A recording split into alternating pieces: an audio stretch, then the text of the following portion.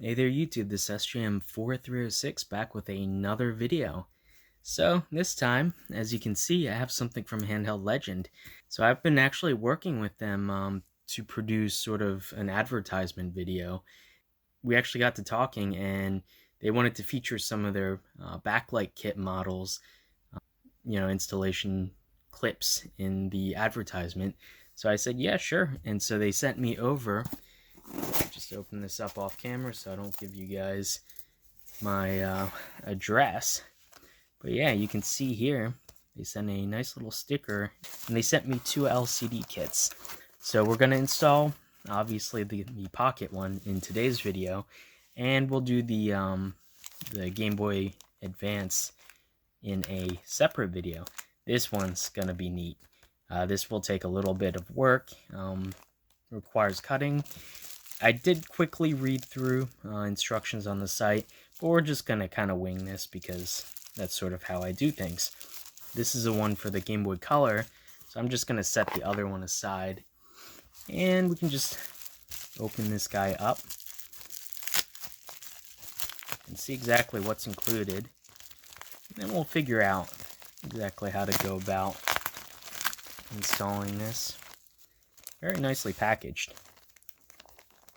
And we have 3 printed parts, it looks like. That's pretty nice. This will help with the lining because the screen that's provided is, it pretty much will just float in the shell. So we are going to have to use these to kind of shim it and center it in the display. Everything will be kind of taped down and secured once we get everything in there, but obviously you want to center it first. Anyway, yeah, nice. So everything's in its own separate little baggie. And this is the actual LCD itself. As you can see, it looks actually to be it's pretty close. Wow. So they happen to source an LCD that's like the perfect size. That's actually really cool. I was actually a little worried it'd be a bit smaller because the color screen is actually smaller than even the original DMG screen, I believe. So yeah, this is a good sign. So yeah, this is basically a modern, I believe this might be an IPS, so it should look absolutely amazing. But we'll have to actually fire this up after we get it wired in. Here's the actual board itself, and this has the touch sensor. Basically just a piece of wire here. That's the actual touch controller chip, and when you touch it, you can actually control, I believe, brightness. Anyway, here's the ribbon that can actually just drop in, and so theoretically, actually, you don't need to solder anything with this kit. And I guess this is the ZIF connector for where the LCD goes in. Anyway, I suppose we're just gonna do a quick test and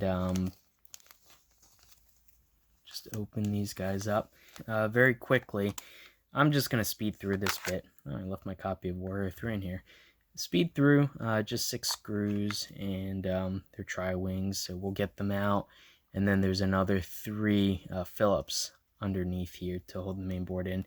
We'll get this LCD popped out and just do a quick run through with the new LCD, so give me 1 sec. Okay, just a quick thing. Let's just see how this is an unmodded atomic purple Game Boy. Let's just see how the screen looks. So yeah, you can see, hi there. But yeah, you can see it's pretty hard to see. I have a pretty bright light. I have like a 100-watt LED light just kind of pointing down here, and so it's plenty bright enough. But you can see if you get off angle and in a moderately lit room, it's basically impossible to see without some external light. Okay, yeah, there you go. You can see if you get it at the right angle, it looks really nice, but yeah, it's just way too dark otherwise. So anyway, let's just pop this open. And so here we are. So now just get the main board out. Okay, here we are. So we can undo the old LCD ribbon. Main board just pops out like that. And I guess let's just put this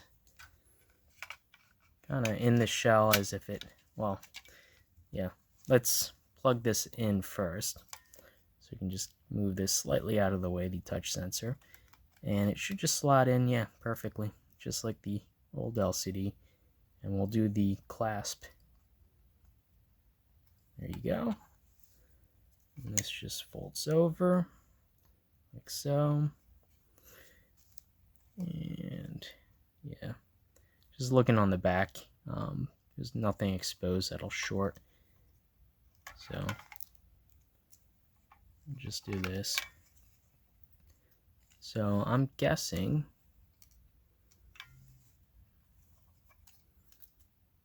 the LCD probably goes down, face down like this. And then, yeah, there we go. I'm guessing flips over like this. But just for testing, I'm just going to have it on its back. Okay, moment of truth. Where's the power switch? There we go.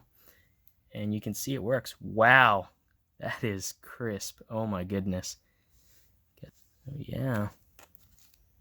Hold this up a bit closer. That looks really nice. That is very sharp. I believe they are using integer scaling.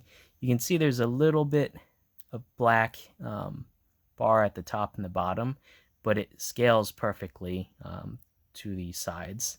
So it's a full width of this display. I don't know this exact resolution. Just taking a look, I think this might be something like a 160 by 160. It looks pretty square to me. Or 128 by 128, something like that.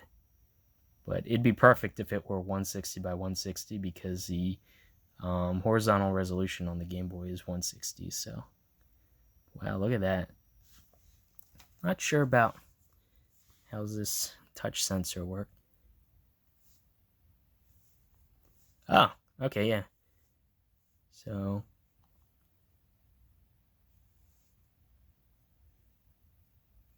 yeah, it is dimming as I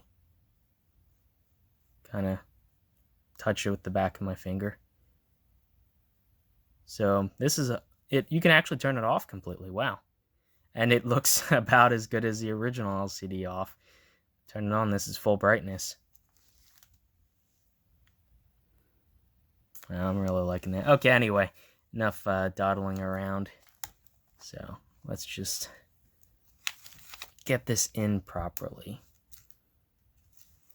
So yeah, the screen does go in this orientation.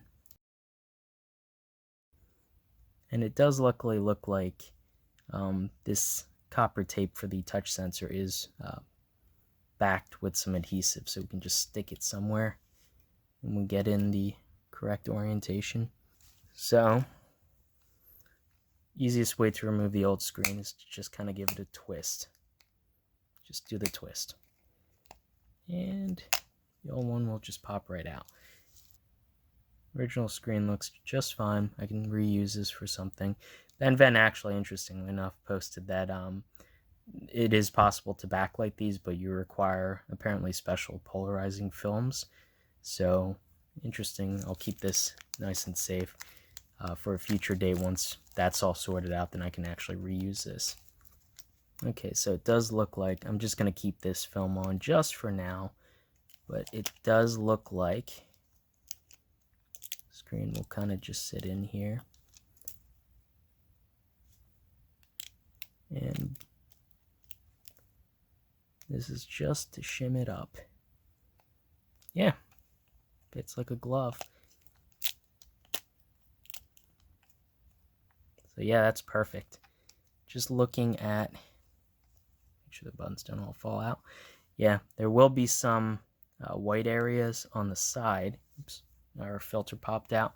So we're gonna have to either do something or I believe they do sell like glass replacement lenses, but I do not have one right now. So instead, I'm gonna actually mask it off with some black electrical tape, just like a thin sliver of some kind of black tape, whatever I have, and that'll make it so that it doesn't look so obvious with the white bezel kind of to the side. But yeah, actually these 3D printed mounts, they work perfect. That's great. Okay, so I just took some electrical tape, I carefully kind of fit it on the sides, just to the edge of the white part. I didn't actually go onto the glass itself. Electrical tape does kind of tend to get a little sticky and weird after a while, but it's far enough away, I think it'll be fine. If you really are worried about it, you could probably get something like Captain tape that doesn't get all weird, or some kind of gaffer's tape or something. But anyway, this is good enough for me. So we should be able to just kind of fit this in. Okay, so just pressed it in. It's a little bit snug because the tape adds a little thickness, but I think it'll be fine. And you can see here, it looks just fine. This screen actually has a little bit of a scratch on it, and it's plastic, so I probably will eventually switch this out for a glass one. But yeah, that'll be good enough for now. And interestingly enough, this display is probably for some kind of like an old phone or some kind of multimedia device. It's actually an extra ribbon, like a 4-pin connector. It looks, I don't know, for some other feature, but that's obviously not used in this case. Anyway, and this had to go in face down.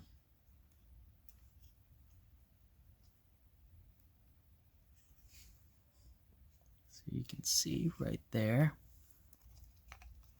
But we are going to need some more tape on the back of this because this is metal and there is a potential that something could short.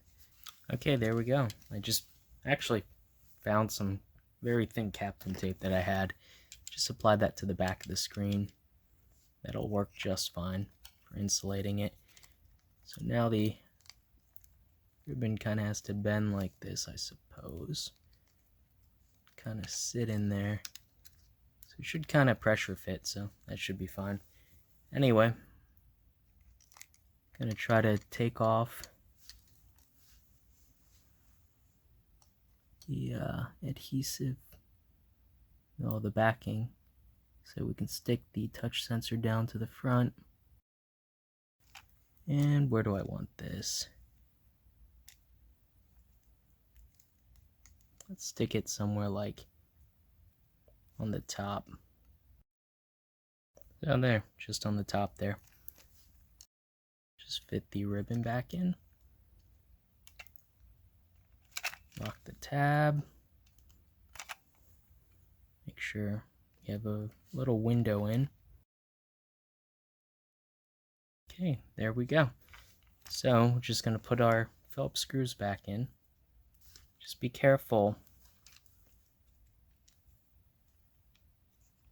when you're fitting this that you don't feel any pressure points like you're crushing anything. Everything is definitely thin enough that it should fit without applying massive pressure to anything, so we just don't want to crack the LCD or damage the controller board. Oh. might want to put the power switch in. That would be a good idea. And we're just going to put the 6 tri-wing screws back in.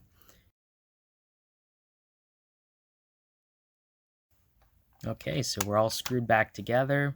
Everything fits absolutely like a glove. And let's do a quick little play test.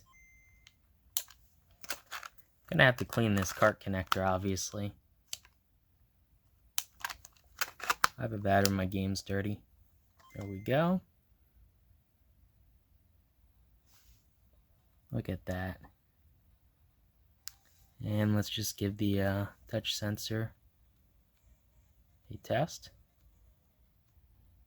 Yeah, that works great. I'm obviously a bit biased of my fondness for touch sensors in game mods. Yeah, you can see that. I like to think that the developers who made this saw my my video of my touch-controlled RGB backlight and were influenced by that, but somehow I doubt that. Anyway, let's start up a game and just do a little bit. I don't know where I was left off in this game. I was doing something.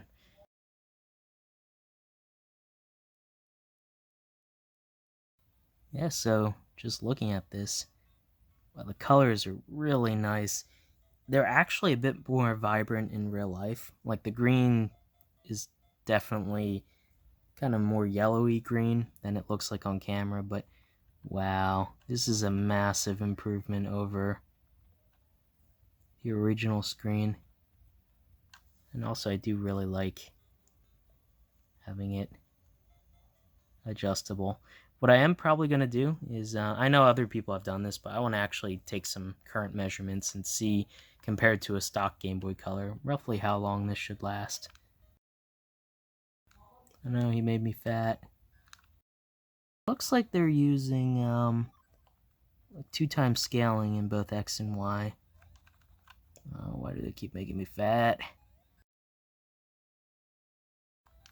Okay, I'm gonna end up playing this like...